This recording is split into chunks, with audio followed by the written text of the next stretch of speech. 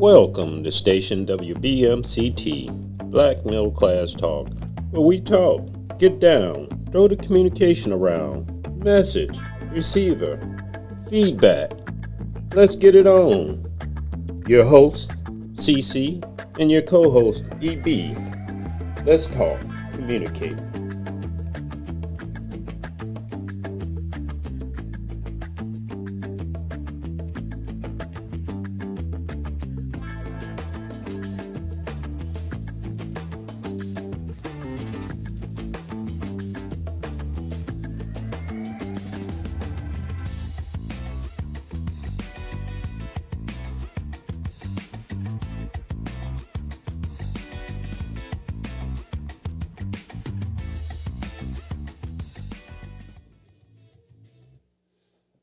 Hello, another week at BMCT, Black Middle Class Talk. Welcome aboard, anybody out there that may be watching, and I thank you for your support. And for those who will be watching later, hit that subscribe button and refer us to your friends so we can get these likes up.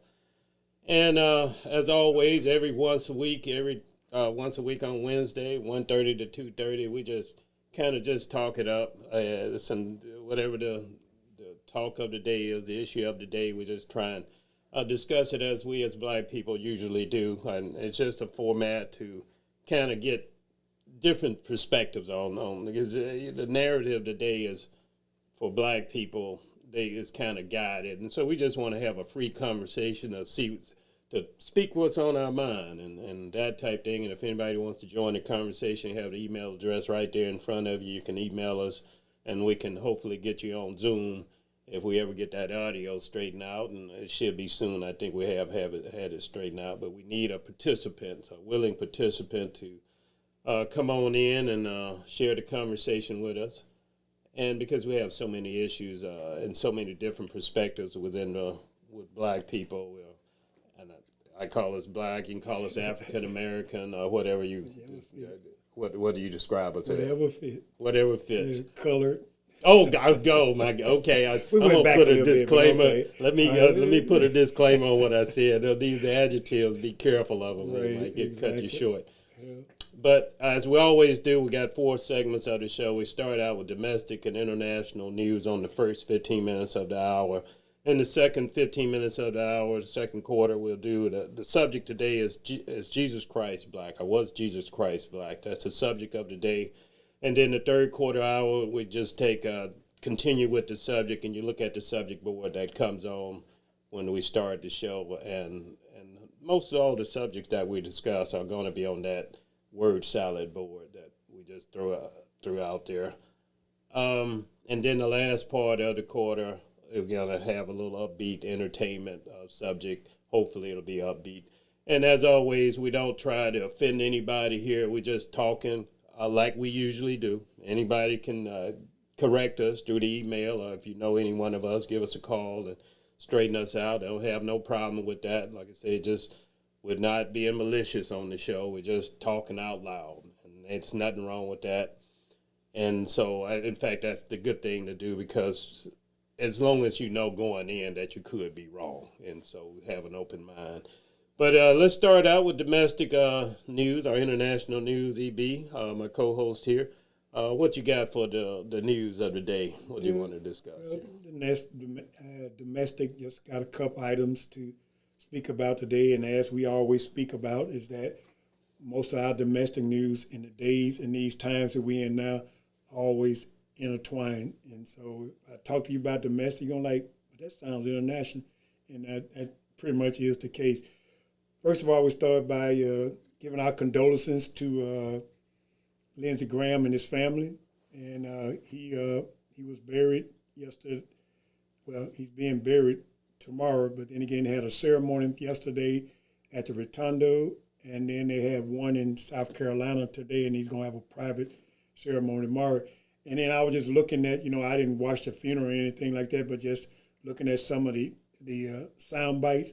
And I just said to myself, it's no matter how hard that he tries, this man has no capability of showing any empathy. None. You're talking about Trump, right? Trump, I'm sorry. Okay. Well, I say for the audience, go ahead. No, because you were talking about Lindsey Graham, right? And you offered your condolences, that's what they call taking a high road, right? I commend you for that, but I'm not there.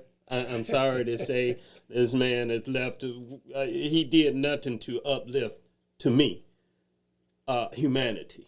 Right, that's true. And so. Go ahead, but I still agree he's a weasel, and like you say, but then again, I said, I talk about I'm sorry, because on this show that we say that man, is that most time, 99% of the time we talk about Trump. So, but then again, for yours, as first time viewers, now you're right, I appreciate CC catching that for me to be able to go along so you all can follow along. I'm saying Trump does not have any capability of empathy. He got up on there and he did their eulogy. I don't know who in their right mind would let Trump do a eulogy, even if they written. And they wrote the script, and he even said it when he said that he went away from it. He made a statement. He said, he said, this man with a big heart. And then he followed up by, he said, and that what gave out on him, the heart. Yeah, see that. It right just stopped. They had it. I'm sorry. I'm a little bit. This night might not sound good, but they put him up there to do that, and I'm just going to say it. They had it coming. That was an insult. Right. This man has never. Jesus. We gonna give him a name. Jesus Trump. Since we're talking about Jesus Christ today, we won't get him confused. Jesus Trump versus Jesus Christ. Jesus Trump has no bottom. And if you're still in La La Land at a funeral and you put him up there, and he's going to talk about himself at some point, he's going to change it back to himself. That's on you, and that's what I say. I don't hate to say. I'm saying it out loud. You had it coming. If you put him up there, you had it coming because that was his. Lindsey Graham was his boy. And he did his bidding, and I'm still in the conspiracy camp to say, man, that was pretty suspicious. You just shook hands with Zelensky over there in Ukraine, flew over there to shake his hand. Trump that ain't his boy. Zelensky is not Trump's boy. If you went to see Putin, I don't know if your health would have failed so fast when you got back. That's my opinion. That was pretty suspicious, the way he flopped over and died after getting back from shaking Trump's nemesis, right? And Trump is because Putin is Trump's ball, so Jesus Trump ball. So there you go. Biden, go ahead, brother. Keep going. We had the new DNI, the Department of National Defense Director of National Intelligence, Jay Clayton, and this is an election denier. They asked him time and time again. He said, Joe Biden was sworn in, but they asked him time again, but he never answered the question. But a lot of these folks that have been brought on by Trump, like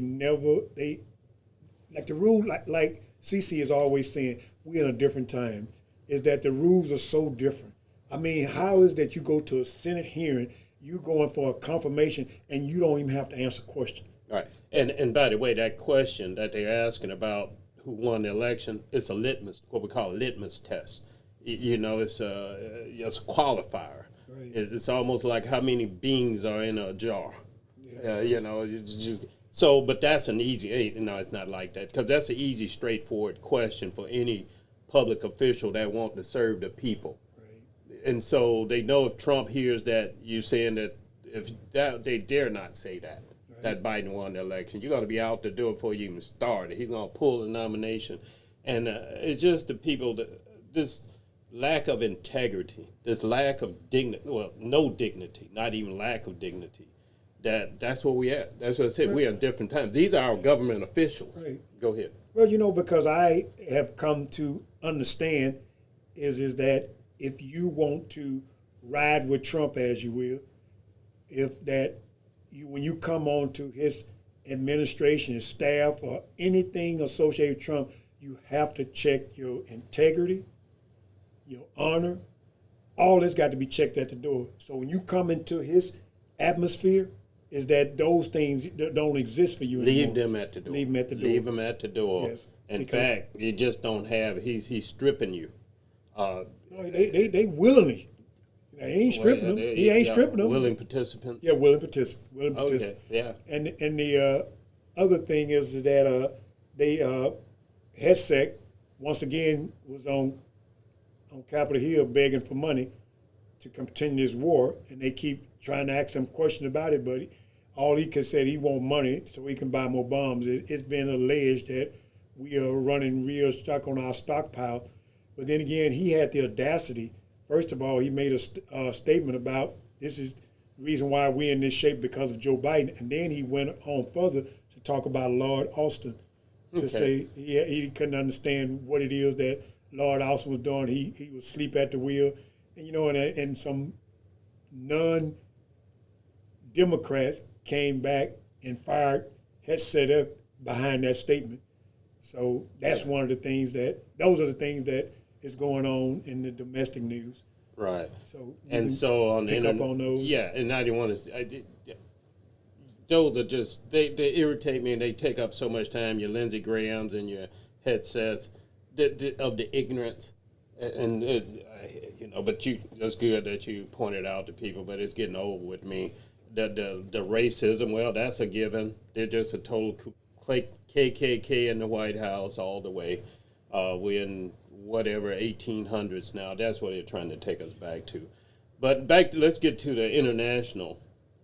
Where the war is it Strait of Hormuz? Is it going to be open anytime soon? How are we doing in the war on the international front? Well, the last that I heard is that yesterday Iran fired on one of the Allied bases, but all of them, CENTCOM reported that they all was blown down.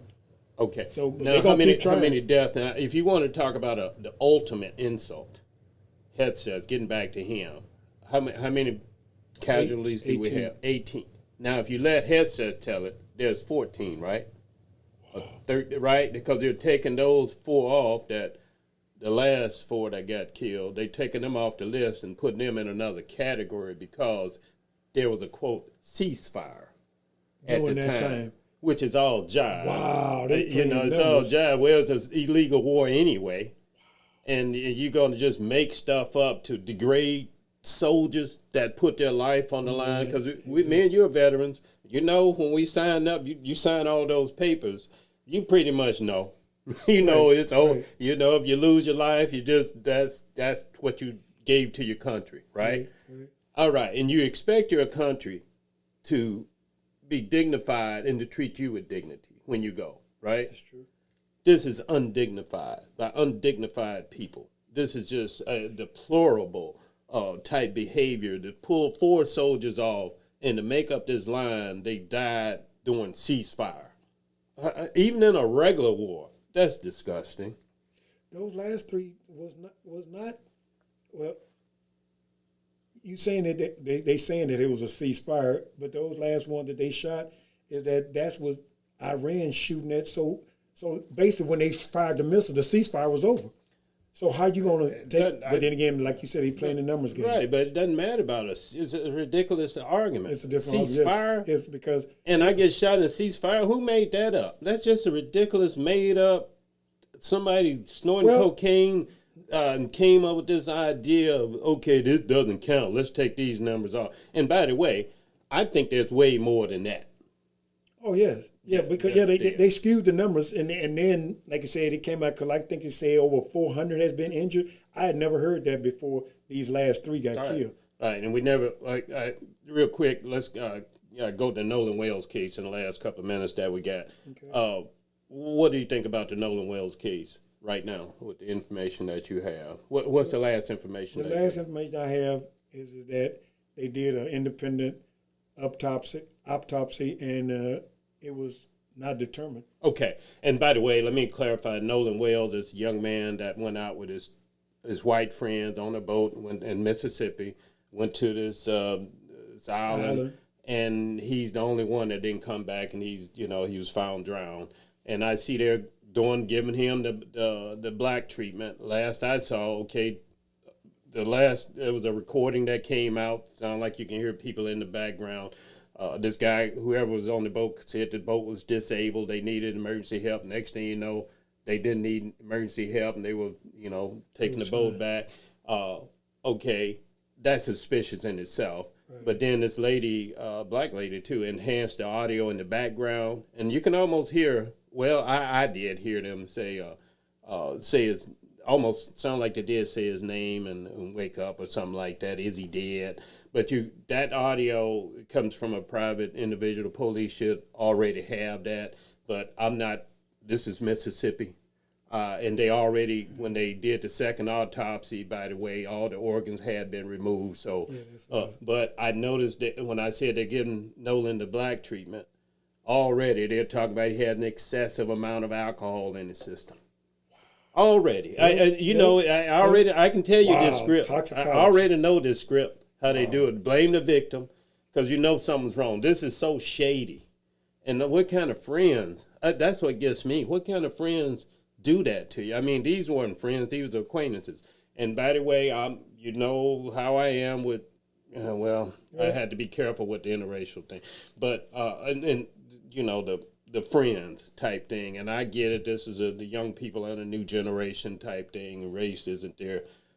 Some of them thing. I get that, but until it comes knocking at your door. So all I'm saying when I talk to the young black people, you better, like how we say, stay woke now.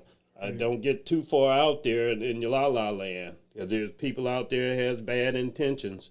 And so just kind of dropping that advice there. I'm from Mississippi. And, speak to it. Yeah, and so anyway, that was the first half of, we didn't cover the correspondence, not worth talking about anyway.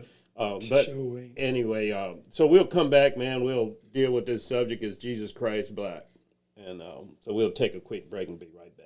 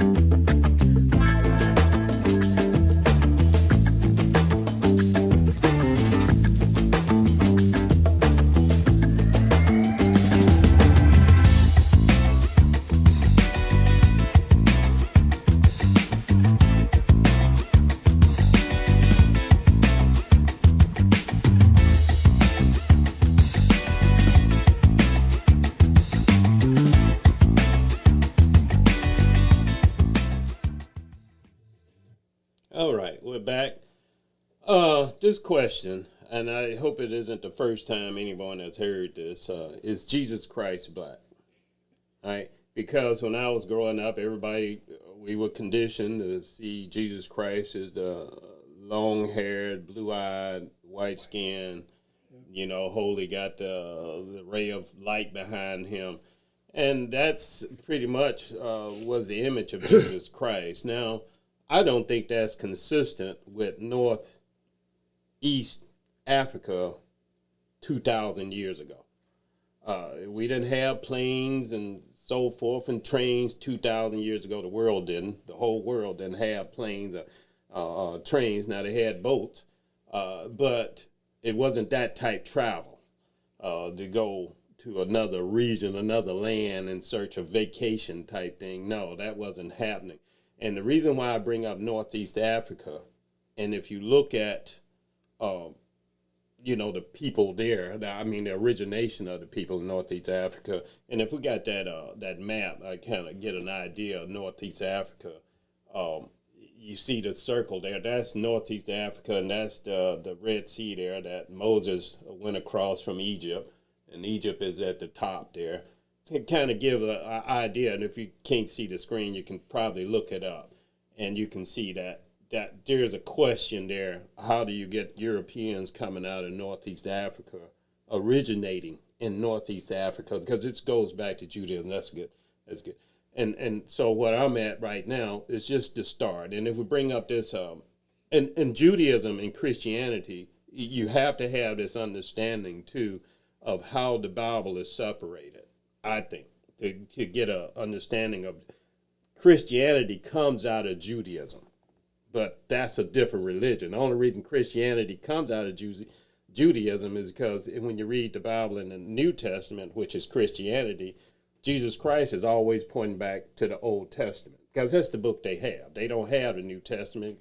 When Jesus Christ in the first four Gospels, when he's living, the New Testament that we have today doesn't exist. It doesn't exist until Christianity doesn't exist until Jesus Christ comes out the grave. But when Jesus is living, he's living as a Jew. You agree with that? Right.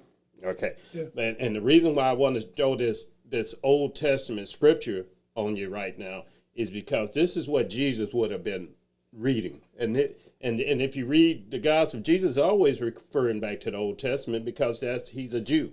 Even to this day, that's what Jews use. They use the Old Testament. That's their Bible. They don't have the New Testament like we have as Christians. They got just Old Testament. And then it's divided up into three portions, as the New Testament would say: Law of Moses, the prophets, and the Psalms. Right?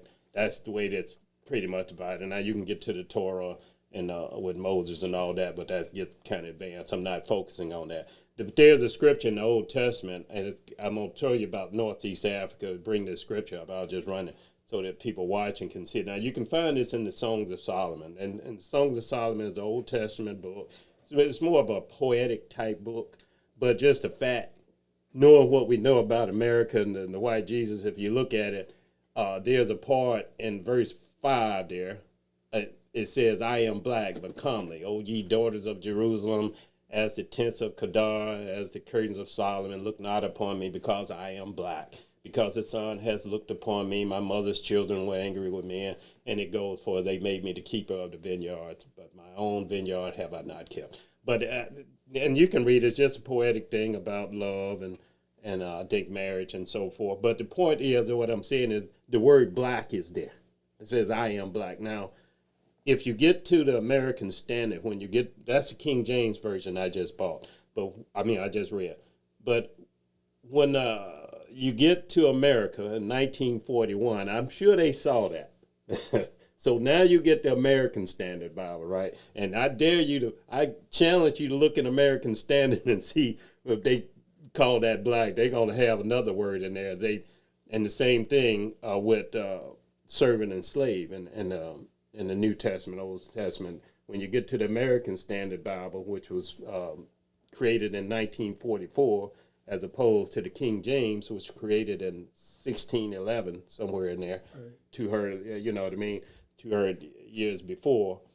It's just, you can see the emphasis on the whiteness in the American right. Standard, and so I throw all that at you to say that, and of course you can go to Revelation and there's a slight description of Jesus, but I wouldn't, hang my hat on that. That's because Revelation is more metaphoric type language. But I'm not, in my opinion, if Jesus Christ wasn't black, he certainly was a man of color.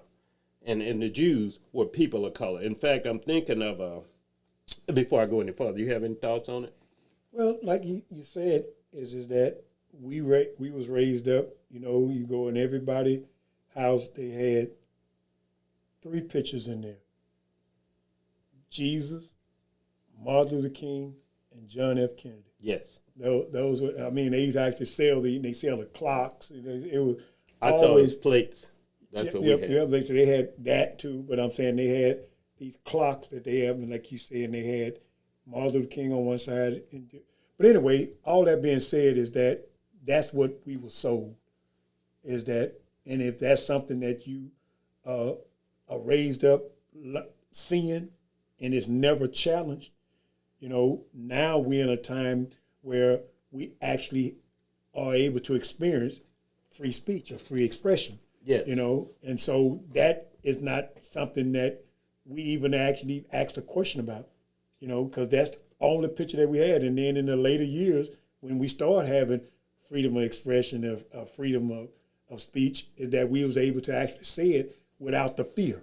Yes. Because if you said that back in 1940, I mean, 1960, you know, and get on a stage and say it, they'll be like, that's blasphemy, blasphemy, you know, that. But the thing that you was thinking about, you know, is that Jesus, based on the stories in the Bible, is that Jesus was immigrant. That, you know, because he traveled across, and if you look at it metaphorically about how we are today and what things that we as black people deal with, you know, they had to find somewhere for Mary to have that child, because like they said, there was no room in the inn. But do you think that if that was a white person, they would have found the room? I'm just saying. Never heard that before, but I do like it. I'm saying you never heard which part? That if he can.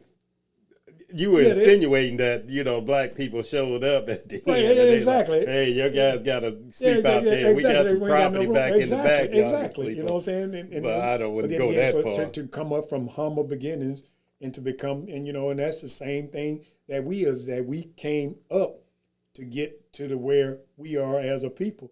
And so, you know, when they, and all other things like the hair of wool, you know, the dark skin. That's in Revelation. Yeah. And Mediterranean, you know, Middle Eastern. You know, so all the things, you know, that you can put forward, but then again, you always get that argument is that they had white Middle Easterns. Of what year? I'm saying that'll be the argument. Oh, okay. Right, I thought you was making that statement. Oh, okay, no. No. And so I wanted, when I stopped there, I wanted to point out that Joseph in the Old Testament, everybody, you know, the Bible followers, if you ever go to the Civil Rights Museum in Memphis? It was closed when I went. Okay, they got this thing in the front, and they say, "Come, let us slay him, and let us see what becomes of his dreams." Right. That's a scripture taken out of the Old Testament, and it's related. It's talking about Joseph, and Joseph was a Judas. A religious figure that comes out of Judaism. He's very right in the line of Abraham, so he's very, how should I say, holy in the story. But the thing about Joseph, his story is he has brothers that don't like him. They're jealous of him, right? Yeah. So they take him, they throw him in the well to kill him, right? But then they think about it, they say, well, our dad might find them, and then, you know, we're going to be in some serious trouble. So they go get him, and they take him out the well, and they sell him into slavery, into Egypt, right? Right? Am I wrong?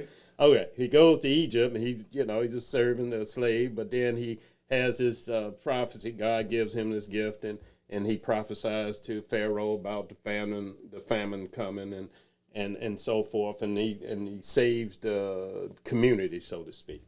And so he gets rank, you know, so Pharaoh sees his gift that he has, and he gives him, position in the government, right? And he rises up, and I think he's some type of a leader in the government, big time. Yeah, big time. In fact, his brothers, so the famine is affecting the whole region. So his brothers, lo and behold, they come looking for, you know, some food, some relief, right? And who they come before? Right. Their brother, right? But they don't recognize their brother, right? But he's sitting up here with the court. But my question right there, how do you not recognize that white guy sitting up there with all these black pharaohs and these black people, right? Because we can agree that the Egyptians were black people. Right. Now, it's called Kemet, you know, the original name Egypt is, but we'll stay with the common language that most people understand.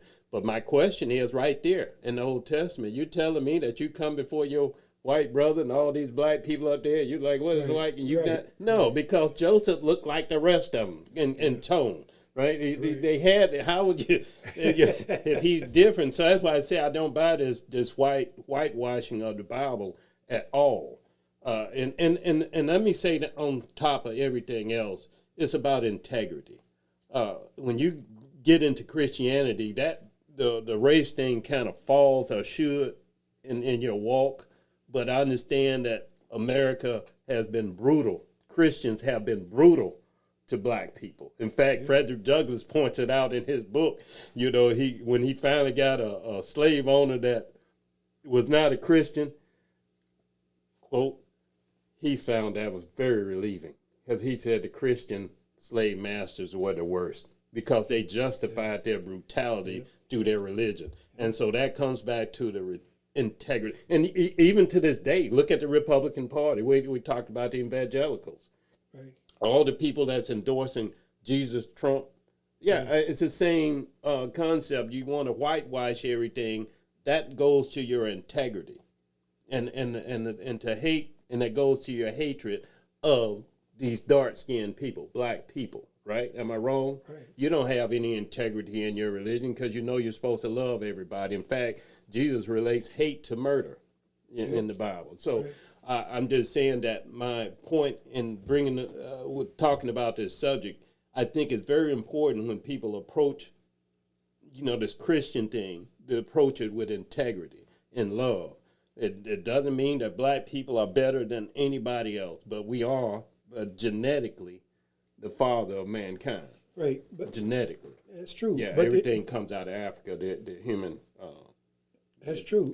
And the thing about it is, at the end of the day, is that if that is the premises that we are rating as far as like what our spirituality, our religion belief and all is based on what we all want to say, is he black, is he white, is he Mexican, is he, the most drawing point that we should be attached to is that whether we are following what his teachings are. Mm-hmm. And then like you just said, good point you made about the evangelicals is that they take that and they use it and they frame it. Yes. Is that this right here is right. Like they frame that what Trump is doing is right. All right. You know what I'm saying? But then again, how, like you say, integrity. You know what I'm saying? It's a lot tied into being a Christian. And I'm going to keep hold that point because we're going to take a break and we're going to come right back. And because on the subject board, we got religion. And we're going to continue with religion on your point. We'll tie the black thing in there, but we're going to talk about that and religion and black people when we come back from the break.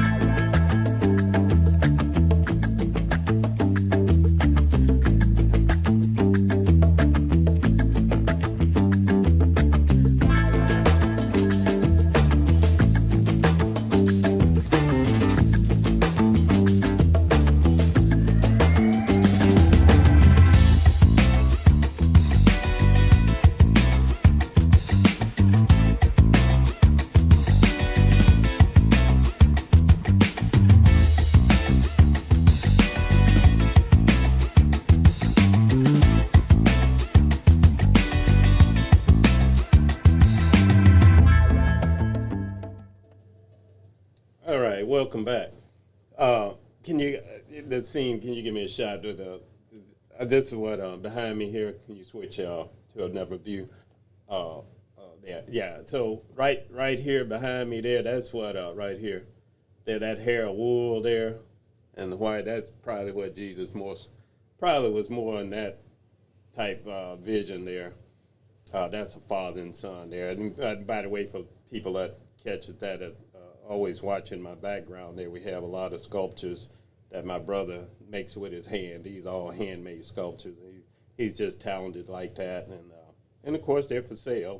Well, not these two, but he has some. If anybody interested in buying some art, hit us in that email that you see on the screen. So, but back to religion. I don't know what you believe in God, brother. Yes, I mean the religion, and I think black people, when we come up in our generation, we had to go to church. I mean, I didn't want to go to church when I was young. I'd rather just sleep in on Sunday, but that was the house being rule. Out Saturday night. Being out Saturday night in the teen center or the clubhouse, and the disco back then was on, so getting up on Sunday morning but I knew the rule. There wasn't any no question about it. We didn't go. You lived in my mom's house. You had to go to church on Sunday, and religion is kind of built into my generation. I don't know about the generation coming up, maybe not so much. And I understand. Church, I don't know. What is your perspective on it? As far as when you came up, how was it? Church, did you have to go to church?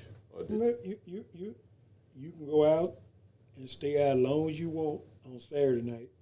But early on Sunday morning, you had to get up, go to Sunday school, and then Sunday school evolved into church. And if they had a program after that, you go out and they used to serve food. So they'll go to the next service and then they'll feed you. So, like I say, a church can be from 9 to like 3 or 4 in the afternoon. Oh, yeah. Yeah. That's easy, right? Yeah. It's just based on what you, but I don't think that I really picked up on what my actual beliefs were. Because when I got baptized, they saying that you believe in your heart that Jesus died for your sins, Of course, that's something that has been already told to you. So, of course, when he asks you that, you're going to shake your head and say yes. How old were you? I think I was a single digit, I know. Okay, yeah. 7, well, me, it was a little bit different experience. Like you say, you had to go through that ritual. They ask you believe Jesus Christ is the Son of God in that church. Right. And then you get baptized. Now, as I say, every church has different doctrines and different philosophies, so we can't really, I'm not one to put my doctrine on another person, because to me it gets down to, God is the judge, and it gets down to believing. Now, I do know some people call themselves Christians that don't, believe that Jesus is God, the Son of God. It's kind of confusing to me, so that's why I say I stay away from that. But one thing I will say is that the church played an important role in black people's plight here in America. Right. That Christian thing, like I say, the Christians were the worst slave masters, but slaves had to endure. They had to, that faith actually worked for them. Right. Christianity, because it really is their faith. Now, people say, I always got a hard time when I was working with the Muslims up there, it's the white man's religion. Well, what you doing with the white man's religion, all that type talk. But that was actually you're wrong. That's the black. If you want to give it a thing, like I said, just look at where it originated from. If you want to title it as a black religion or white religion or white man's religion, which I think is kind of has a fallacy in it, because if you believe in God, it's just God created us all, and so. If you believe in God. Now, like I say, you don't have to be in Christianity. You could be a Muslim or Buddhist. Buddhists don't believe in that type God. But you get my point. And so I'm just saying with religion, we have to be careful and keep it in its place, I feel, because if you look at all the wars happening in the world today, you look at our condition here in America, it was based on religion. Well, they justified it to religion. Right. And the justification of it, like you said, is that, we as, for the longest, go back to talking about the black, just think about how many people, the way that this country is built, that if it was without 100% proof that Jesus was black, is that how that would affect the people in this world as far as like what their beliefs are. And because they saying ain't no way they would be held to a black person. And that's sad, yes. Because like you said, like I was saying earlier, it doesn't matter. At the end of the day of it is that, like he say, and it shows each day, how can you love me, someone you haven't seen, and not love you? Yeah, you hate your brother who you see that you every day. Every day. Mm-hmm. You know what I'm saying? And so that's a message right there. The next question I asked you on that, who is your brother? Well, in the sense of the religious or the spirituality side of it, all men are my brothers. Well, white men. But I know they don't believe that. Yeah. Because they do not believe. But I'm saying, but I'm not going to give the rap that all white people don't like black people.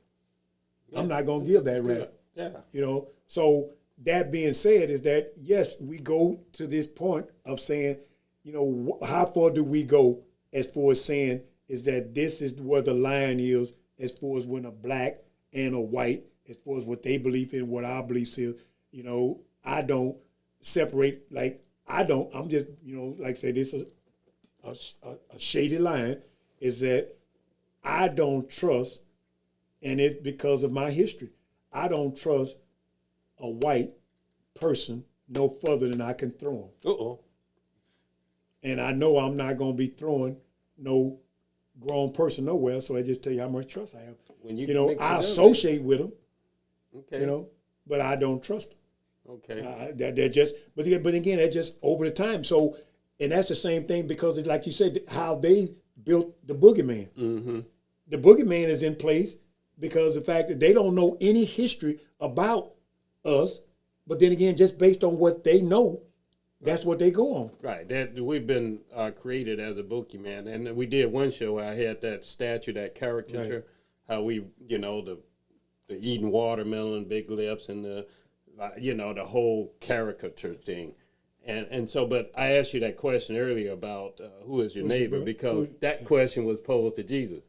Because, you know, in the New Testament, I think, you know, Jesus Christ confirms, you know, was the greatest of all commandments. And he said, you know, to love thy Lord with all their heart and soul. And the second is like unto love thy neighbor as thyself. And so this leads to that question. He said, well, who is my neighbor?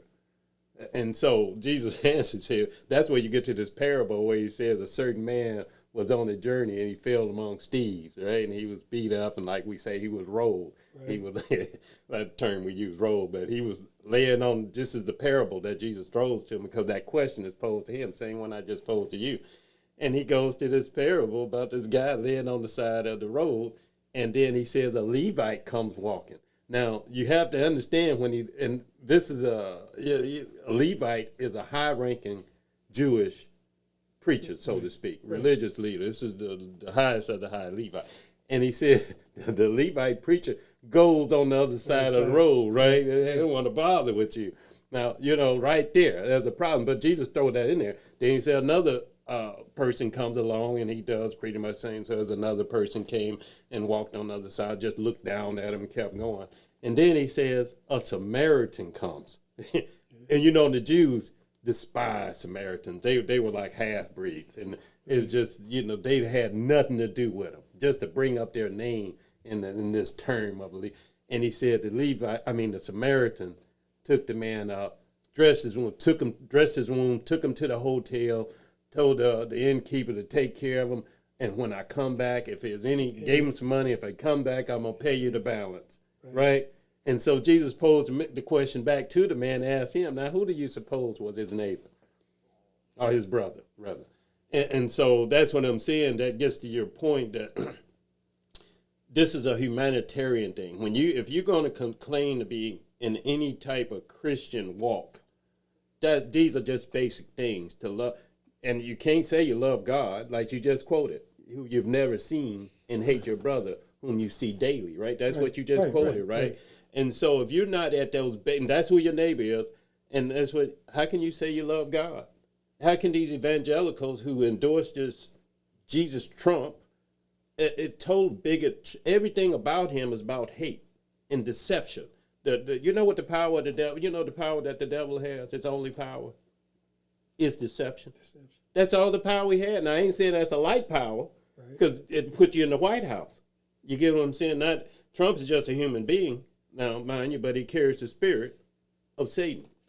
Everything he does is, well, you tell me anything good that I can't say nothing good. I don't know anything but I'm just sitting there thinking is that, you know, another example that I can put in the corner of saying is that why I think that Jesus was black is that look at how black people have been persecuted, but look how we've always had forgiveness of. You remember those folks in South Carolina?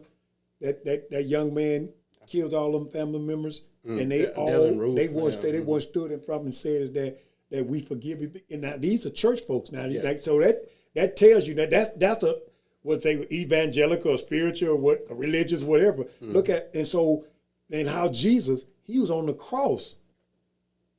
And what he was still giving out. Yeah, forgive them, Father, for they know not exactly. what they do. So on one sense, said, don't take nothing against them. They don't have no idea. And so we've always been able to make amends for their wrongness. We've always that forgiving heart, right, that love. Exactly, love. And I totally agree with that. Black people, it's built in us. You know what exactly. I mean? And so also, that's why I say Jesus was black. Right, yeah, and I mean, but that spirit. Yeah, it's more, the spirit of that love that's in us. And that's why I say the slaves, they endured. And I challenge somebody, I'm 60 years old. I'm embarrassed. I just read my first Frederick Douglass book at 60. I know Frederick Douglass, you see all these quotes, but I never really took the time out to go get a book and read it. I read the first one. It's an easy book. It's 100 pages, but he speaks to this brutality of the slave master. And how they justified their slavery. You can see it today. You don't have to go back, 200 years ago in America. You just look at what's happening today. And I always say this is God at work now. If God was, I'll point out something too. If God was here 2,000 years ago, well, even more than that, when he brought the children of Israel out of, the Jews out of Egypt. If that God, you're telling me, and if he shows himself in his son, does he just go away after the son comes out the grave, the church is established? Does he just disappear? I don't think so. The same spirit here, and I think, as I look at Trump and I look at everything he's touching is blowing up, and that was just his career, but I think this is a spiritual thing that we're seeing right now, and I take that pool, that green pool, that it almost gives me that reflection of Pharaoh and his shaking of fist toward God. And God was showing him up at every god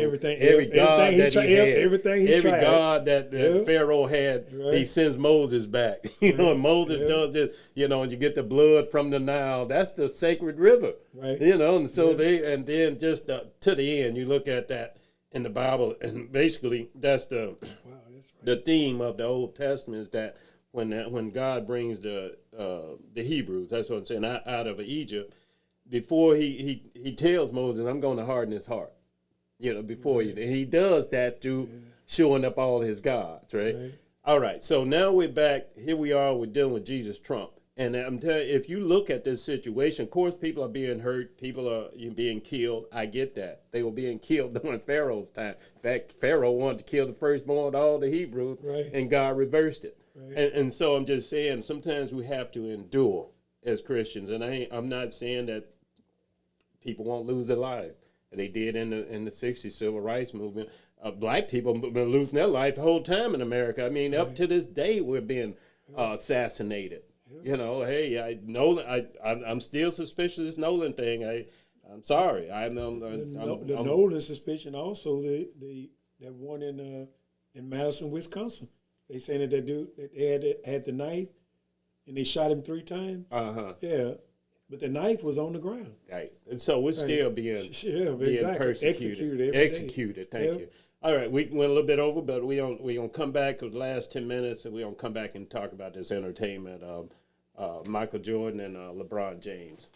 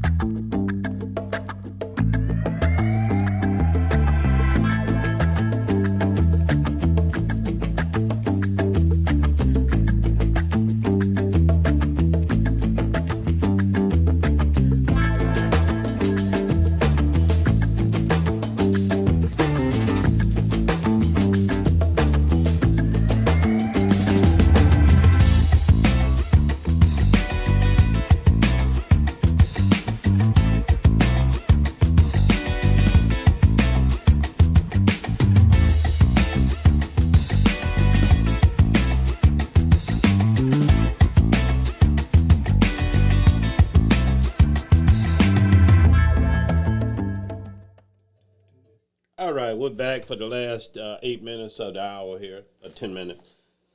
Okay, entertainment. Now, I'm going to bring, I threw Michael Jordan in there because I know we like Jesus Trump has taken up the whole, our mind. He's got a place in our head. So, but what was this thing he was saying that he liked Michael Jordan, but he thought LeBron was a racist or something like that? Did you hear that portion? No. Yeah, that was a sound bite they had. So who said it? Jesus Trump. Oh. And so he just made that statement, but it caught my attention. Okay, why would you say that about LeBron, and then you say the opposite about Michael Jordan, that you like Michael? Michael, right. We play golf together and all that. And so, hey, if I was Michael Jordan, I'd be on the phone. Hey, I didn't know. I mean, he was. I don't know, but it just, to me, I've never been a big fan of Michael Jordan, notwithstanding his talent. He has all that, but I've always been. He's not a LeBron James to me when it comes to community engagement. Right. Yeah. LeBron, because we're in the Chicago area, Michael Jordan never stood out to me as the United Center's down there on the south side. You leave work, all you do is drive a couple of blocks over. You at a basketball court, but Michael was not, and he still isn't, known for that type of investment in black community. Now, he'll go get a race car and invest in that, might hire a black driver, maybe. I'd take that, I guess. But what else did he in basketball team? He'll buy a basketball, but that's to enrich him. And Michael, he'll go out and gamble $40 million like it ain't no thing. But what I'm saying is, it just caught my attention that Trump kind of leans toward Michael, giving him kind of high, somewhat praise, and then he shuns LeBron because everybody knows LeBron got it going on when it comes to every angle you look at him. Well, I think that the reason why that he is the way that he is with LeBron, because what you just said is that LeBron does speak out with injustices and things that they do. Because you remember that statement that Ingram said, "Shut up and dribble," and so Micah have never, because he, like he said, is that Republicans buy sneakers too. So he wasn't going to, exactly, because he wasn't going to never say anything that was going to interfere with his brand. So in other words, he don't tie his brand nothing. But LeBron did what he did, and it didn't affect his brand. Right. And there's nothing wrong. The business side, I'm not taking that away from him. But just he doesn't rise to the Magic Johnson. It's the same thing. I mean, Magic is involved in black community. I mean, it's called giving back. He gave back. It's called giving back because in my opinion, I think black athletes are obligated. I mean, how do you get to this point where you're making 7 figures, on the daily? How do you get to this point? You get to this point because people made a sacrifice before you in sports. And this line that you just talked about where the lady says, just shut up and dribble, that's just totally ignorant because black people get to where they are. It's a team effort. And the athletes were well engaged in the civil rights movement. Tommy Smith and the track? Carlos. Yeah, John Carlos. Yeah, those two. And actually it was 3. When you talk about white people, good white people, it was 3 because the 2 gloves that the 2 black guys were wearing at the 1968 Olympics when they put their fist in the air, the fist that they put up in the air. But if you notice, the 2 black guys had 2 black gloves, and one for each one. It was only a pair of gloves. They got them from the white guy was the one that suggested that they protest like that. He took his glove. The white guy took his gloves off and gave it to them, and that's where you get the black gloves and the black power sign in the air. His name was Norman. Yeah, because Norman. I forget. He went through a lot. Yeah, and after when he got back home, he was shunned till the day he died. Right. I wish I'm sorry for anybody out there that his name not coming to me. But I'm just saying that was a team effort, and the athletes were Muhammad Ali, Jackie Robinson, Bill Russell. The list goes on. Jim Brown. The list goes on. But we don't have those no more. We don't have that. And they were during a time that they had more to actually threat of losing. Like their life. Right, yeah. Let's not forget that part. Yeah. Because Muhammad Ali when he did, Jim Brown, Bill Russell, and that's why, that Bill Russell never received the proper accolades that was afforded to him because of what his stance was with things of black. So I just wanted to put that in perspective, that was an insult to all the athletes. But you make a good point. You make another point I have to address. I want you to speak to. Yeah, you said that today's athletes are not of that mindset of. They ain't built that way. They're not. What about you, Colin Kaepernick? He was. Okay. But then again, just before you went down and we had a list, we just called out like 5 or 6 names just right off the top of our head. That's a good point. But I'm saying, but then again, now if you have that same conversation today, you will say You're right. LeBron James, Kaepernick, LeBron James. Kaepernick, LeBron James. We're just being a circle. Yeah, it is. You're right. It's a struggle. But I'm saying, but when he steps out, because he can step out like that because, he got the backing of that, he ain't risking none of his career. He knows that they not gonna say nothing to him. But then again, when he did, like he wearing the shirt, I can't breathe. You know what I'm saying? Man, if they would have worn something like that, man. Now let me ask you, who's the guy that got? Because we just switch over to Philly. It's good because LeBron is signed with the Philadelphia 76ers, right? Who's the other guy that came from the Celtics? Jaylen Brown. Now, it seems to me he's getting the same type of negative treatment because he's an outspoken, intelligent man, young man, the way I understand it. I seen a documentary on him. Right, and so it looked like to me he's getting some... That's why he's out of Boston. Okay. You know what I'm saying? I'm saying the other day, because they asked the question, why get rid of Jaylen? And they said that, what's his name? If he wanted to, he could have spoke up. What's his name? The young people on the line. Golly. God, what's this? Young people, come on in. We need help. Old guys need help. Talking about Jason Tatum? Jason Tatum. Thank you, young people. Because Jason Tatum fit their mold. Yes.